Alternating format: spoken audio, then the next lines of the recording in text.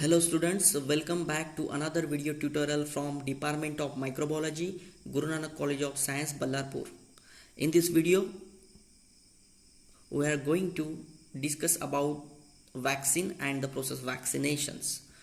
So in this topic, I'm going to cover the term vaccine, then process vaccination, then the type of vaccines and also some important examples of vaccines. I hope everyone is well known aware about the term vaccines. So let's begin to talk about the vaccines. So what is vaccines? Vaccines is nothing but the immunobiological substance preparations produced from the living microorganisms that enhance the immunity against the disease and either it prevent, so it's referred as prophylactic vaccines, or in some cases treat a disease referred as therapeutic vaccines. And this vaccine is typically contain an agent that resembles a disease causing microorganisms and is often made or prepared from a weakened or a killed form of the microbes. And these weakened or killed form of microbes, when inject into the body, then this agent stimulate the body immune system and produce antibody and destroy it, and this antibody then is destroyed by these antibodies and keep a record of it. So in very basic term, what we can say that vaccine is going to induce our immunity, or it's going to improve our immunity, because these are nothing but the microorganism. So those microorganisms that can cause a infection in us and it's result into a disease. So what we are doing, we are just ingesting those little dose of inactivated form of microorganism into our bloodstream, so that our body immune system is going to familiar with them and going to influence by them to produce a proper antibody against them. And once our body produce antibody which is a very specific against that particular antigen, then this antibody neutralize this antigen and prevent us from the disease. So along with the antibody in our blood, memory cells is also synthesized parallelly. And so in future, when the same kind of bacteria, virus or any kind of pathogen infect us, so those antibody which is already being prepared in our body is now ready to or going to fight against that antigen and destroy it. So this is the mechanism of vaccine in our body. So simply we can say that it's induce our immunity. So the term vaccines and vaccination are derived from the variola vaccinae. It's a causative agent of disease cowpox, and it is term devised by the scientist Edward Jenner. And Edward Jenner, who pioneered the concept vaccines, and he is not only invent but also develop a world first vaccine called as smallpox vaccine, and that's why it's he is referred as a father of immunology. So now the type of vaccines. So there are 4 type of vaccine according to their preparations. So first is live, or also known as attenuated vaccine. Second is inactivated vaccine. Third is subunit vaccine, and fourth one is toxoid vaccines. So let's see first live vaccine. So live vaccine is also known as attenuated vaccine. So it's nothing but a version of living microorganism that has been weakened in the lab so that it can't cause disease when injected into our body. Because in the process of attenuation, the antigenicity of pathogen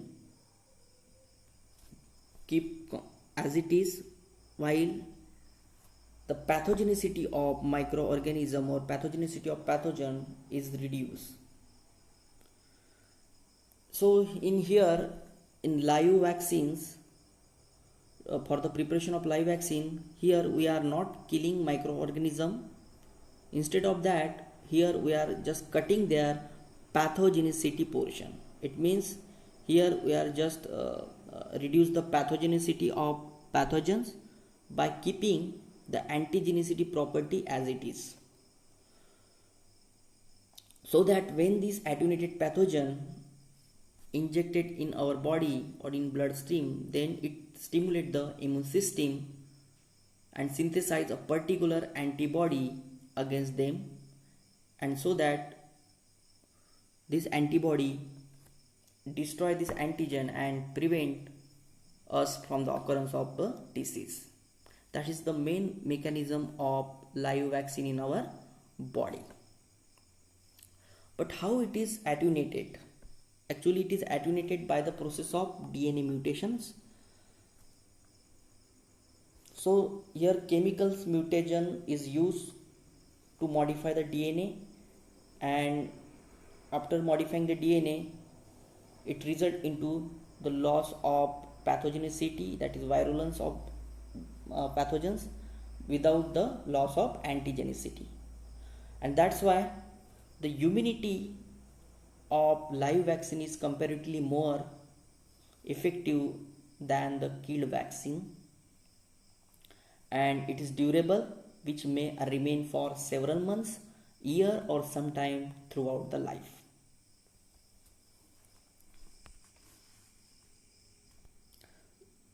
You can see over here the image which shows the pathogens, and these pathogens having antigen on the surface and genetic material inside the cells, and this genetic material has the gene which are responsible for the pathogenicity of pathogens. So here we are reduce the pathogenicity of pathogen by the process of mutation of DNA by some chemical agents, or by repeatedly culturing this pathogen into a unsuitable medium, so that it result into the reduction of pathogenicity and without the loss of antigenicity property of pathogen.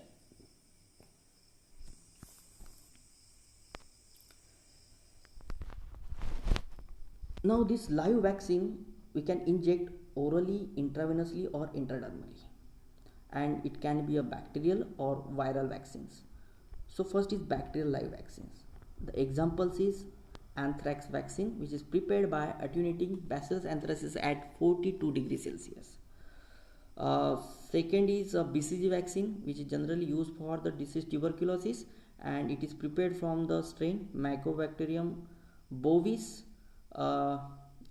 by repeatedly cultivating this culture into a PDA medium containing high concentration of glycerol bile salt.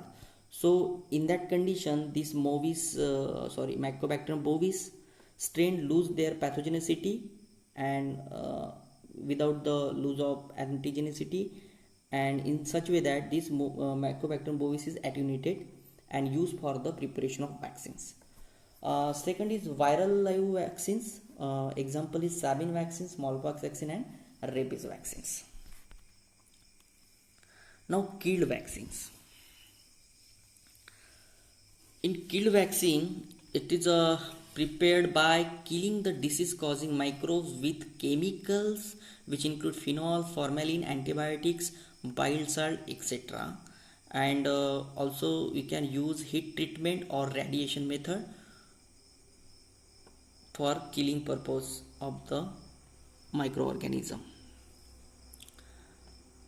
and such vaccines are more stable and safer than live vaccines because the dead microbes can't mutate back or reverse back to their disease causing state, and that's why such vaccines are more stable and safer than live vaccine.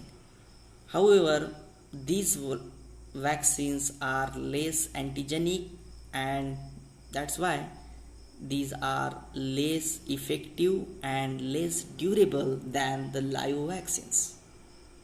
And this killed vaccine always need a booster dose to develop full immunity.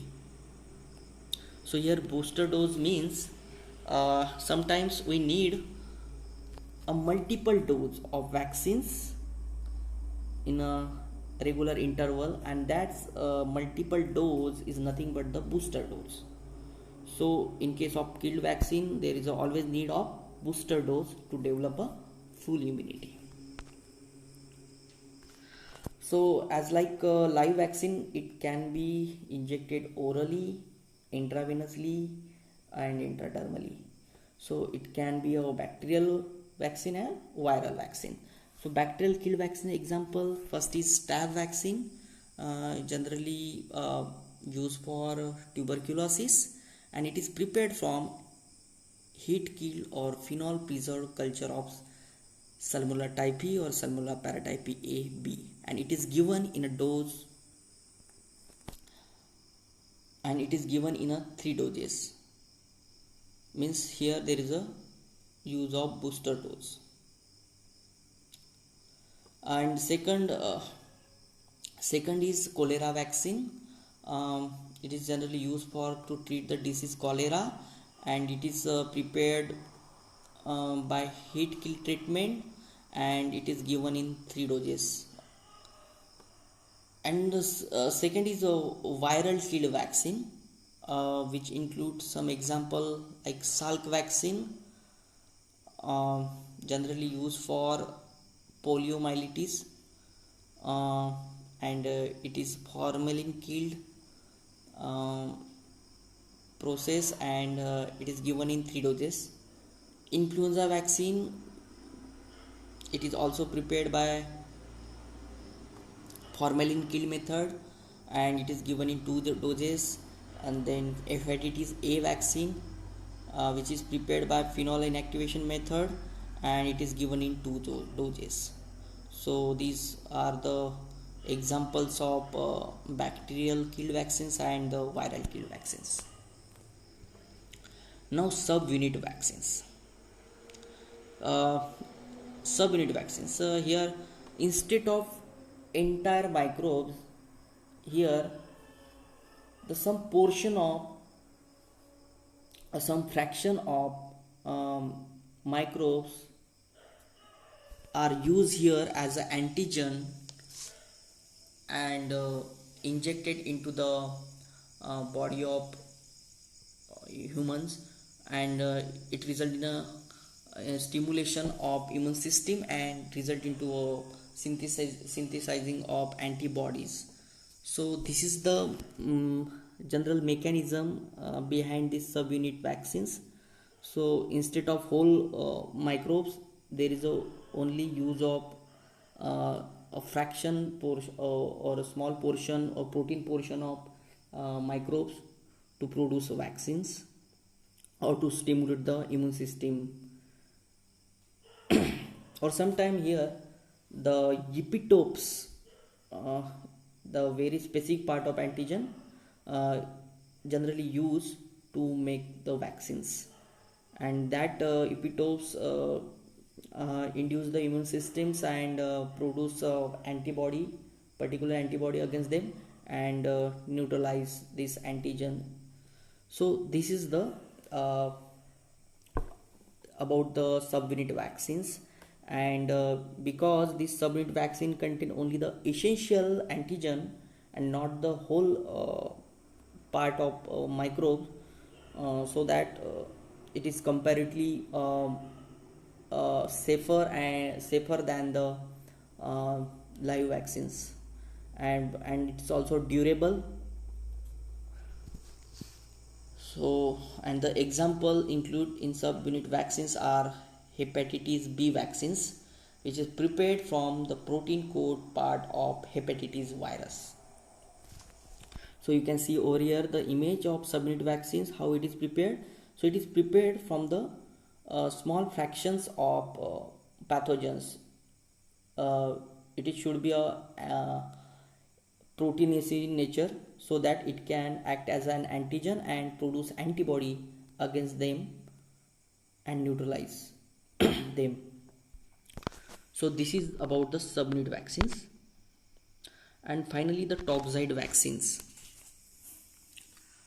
As in the previous lecture, we have already discussed about the toxoids. It's a harmful chemical synthesized or secreted by bacteria. Usually the gram positive bacteria secrete exotoxin, and endotoxin secreted by some gram negative bacteria. So these toxins are generally harmful chemicals and cause illness in the humans. So toxoid vaccine are generally used when a bacterial toxin is the main cause of the illness. So how it is prepared? So we can prepare toxoid vaccine by inactivating the exotoxin, by the treatment with formalin. So here formalin is used to make the endotoxin or exotoxin in inactivated form, and this detoxified toxin called as toxoids, and these toxoids are safe for use in vaccines.